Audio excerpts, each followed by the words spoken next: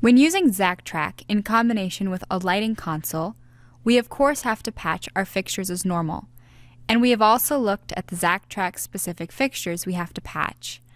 However, having to deal with a separate fixture ID for the Zac fixture of each of the regular fixtures we're trying to use with zactrack can get a little annoying.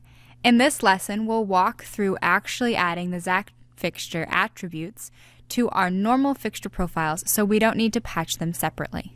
Note, for the purposes of this lesson, we will assume you are already familiar with patching in grandMA2 in general. If you need more detailed grandMA2 patching information, we recommend checking out our other courses specific to the grandMA2 software.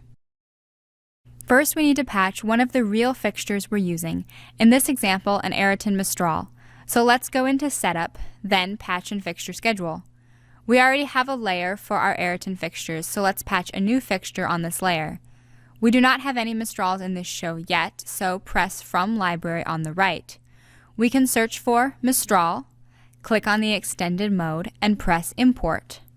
For this example, we'll only patch one fixture with our fixture ID of 101 and a patch break of 1.1. But on your show, you would of course need to patch as many as you're actually planning on using with zactrack. Now we want to add the Zac fixture attributes on the end of our Mistral fixture profile so that we don't need to keep track of a separate fixture ID for them. To get these attributes into the show, we first need to import one copy of the Zac fixture profile. So tap on Fixture Types in the top right corner, then press Import along the bottom. The fixture we are looking for is called Zac fixture. It has a DMX footprint of 11 and has one instance. Perfect. Click on it and press Import. Now the attributes exist in the patch, but they are not attached to our Mistral yet. To do this, we are going to work through the command line. Close out of patch, choosing to save as we exit. Now open up the command line feedback window. Type in the command line cd edit setup. Note that there's no space between edit and setup. We've changed our destination to the edit setup directory. Now type list to see the contents of this directory. We need to go into the fixture types directory next. So type cd space 3. Type list again and see a list of all the fixture types in our show. We need to copy the individual attributes in the Zac fixture first. So go into the directory by typing cd, then the number next to the Zac fixture. Typing list again, we see the modules directory is number 1, so cd space 1. Once we are in the modules, then we will need to type cd space 1 once again to enter the main module. Now that we are here, we can type list and see all the attributes in the Zac fixture. We need to copy all these attributes into our clipboard.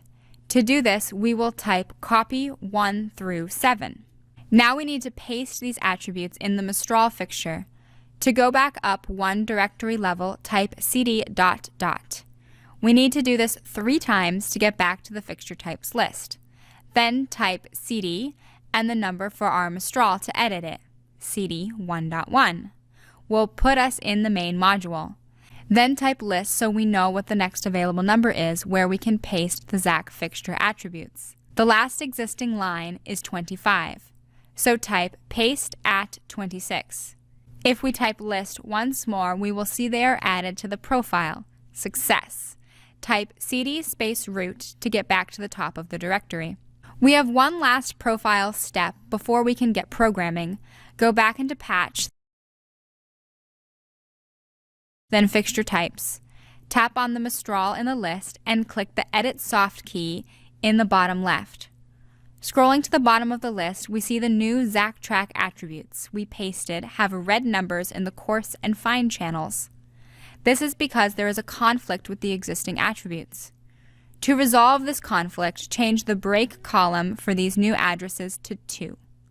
Putting them on a second break allows them to be patched to a separate DMX address so that they're not taking up space in the same universe as our regular fixture attributes. We will go back in the main patch window and find the Mistral we patched now has a spot for that second DMX address. This one is the one given to the Zac fixture in the server.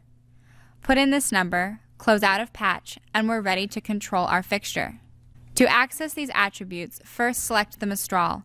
On the right side of the encoder bar, we can see the zactrack preset type. Clicking through the features here, we'll find all the attributes we looked at in the last lesson and have previously controlled from the server. They function like any other attribute in the desk. Active values are displayed in red, and the calculator has some handy channel sets at our disposal. We saw there were a few steps needed to get the fixtures patched and ready to program. If there is a fixture type you will be using regularly with zactrack, we recommend keeping profiles that already contain the zacfixture attributes handy for when you will need them again.